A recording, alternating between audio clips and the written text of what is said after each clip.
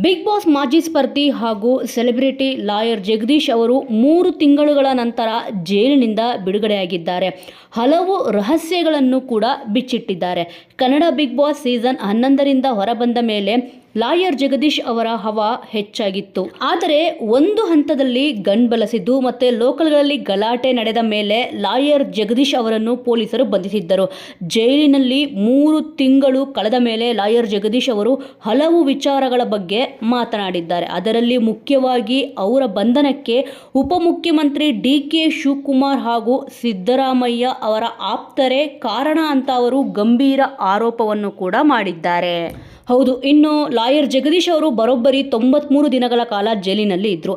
ಅವರನ್ನು ಬಂಧಿಸಿ ಪರಪ್ಪನ ಅಗ್ರಹಾರಕ್ಕೆ ಕಳುಹಿಸಲಾಗಿತ್ತು. ಜೈಲಿನಿಂದ ಬಿಡುಗಡೆಯಾದ ಮೇಲೆ ಅವರು ವಿವಿಧ ವಿಚಾರಗಳ ಬಗ್ಗೆ ಮಾತನಾಡಿದ್ದಾರೆ. ಜೈಲಿನಿಂದ ಬಿಡುಗಡೆಯಾದ ಮೇಲೆ ಅವರು ಉಪಮುಖ್ಯಮಂತ್ರಿ ಡಿ.ಕೆ. ಶಿವಕುಮಾರ್ ಅವರ ಮೇಲೆ ಗಂಭೀರ ಆರೋಪ ಮಾಡಿದ್ದಾರೆ. ಇನ್ನು ಬೆಂಗಳೂರಿನ ಕೊಡಗೇನಹಳ್ಳಿ ಸಮೀಪದಲ್ಲಿ ಅಣ್ಣಮ್ಮದೇವಿ ಉತ್ಸವದ ಸಂದರ್ಭದಲ್ಲಿ ಲಾಯರ್ ಜಗದೀಶ್ ಅವರು ಸ್ಥಳೀಯರೊಂದಿಗೆ ಗಲಾಟೆ ಮಾಡಿಕೊಂಡಿದ್ದರು. ಸ್ಥಳೀಯರು ಮತ್ತು ಲಾಯರ್ ಜಗದೀಶ್ ನಡುವೆ ಭಾರಿ ಮಾತಿನ ಚಕಮಕಿ ಕೂಡ ನಡೆದಿತ್ತು. ಅಲ್ಲದೆ ಈ ಜಗಳ ಮುಂದುವರೆದು ಹೊಡೆದಾಟದವರೆಗೂ ಕೂಡ ಹೋಗಿ ಕೊನೆಗೆ ಪೊಲೀಸ್ ಅವರು ಬಂದು ಪರಿಸ್ಥಿತಿಯನ್ನು ನಿಯಂತ್ರಿಸಬೇಕಾಯಿತು. ಆ ಒಂದು ಸಂದರ್ಭದಲ್ಲಿ ಲಾಯರ್ ಜಗದೀಶ್ ಅವರ ಬಾಡಿಗಾರ್ಡ್ ಕಾನೂನು ಬಾಹಿರವಾಗಿ ಗುಂಡು ಹಾರಿಸಿದ್ದಾರೆ ಎನ್ನುವ ಆರೋಪ ಕೇಳಿಬಂದಿತ್ತು. ಜಗದೀಶ್ ಅವರ ಹತ್ತಿರವಿದ್ದ ಗನ್ ಕೇವಲ ಉತ್ತರ ಪ್ರದೇಶಗಳಲ್ಲಿ ಬಳಸುವುದಕ್ಕೆ ಮಾತ್ರ ಅವಕಾಶ ಇತ್ತು.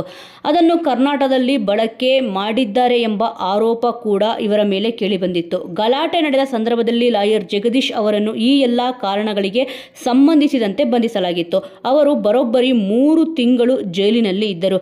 ಇದೀಗ ಹೊರಗೆ ಬರುತ್ತಿದ್ದಂತೆ ಗಂಭೀರ ಆರೋಪವನ್ನು ಮಾಡಿದ್ದಾರೆ. ಇನ್ನು ಲಾಯರ್ ಜಗದೀಶ್ ಅವರು ಏನು ಹೇಳಿದ್ದಾರೆ ಅಂತಂದರೆ, ಸಾಮಾನ್ಯ ಜನರ ಮನೆಯ ಮಕ್ಕಳು ರಾಜಕೀಯಕ್ಕೆ ಬರಲೇಬಾರ್ದಾ, ಒಳ್ಳೊಳ್ಳೆ ಸಿನಿಮಾ ಮಾಡಬಾರ್ದಾ ಮತ್ತು ಫೇಮಸ್ ಆಗಬಾರ್ದಾ ಎನ್ನುವ ಸೈಕೋ ಪೊಲಿಟಿಕಲ್ ರೋಗವಿದೆ ಅಂತ ಇಲ್ಲಿ ಹೇಳ್ಕೊಂಡಿದ್ದಾರೆ.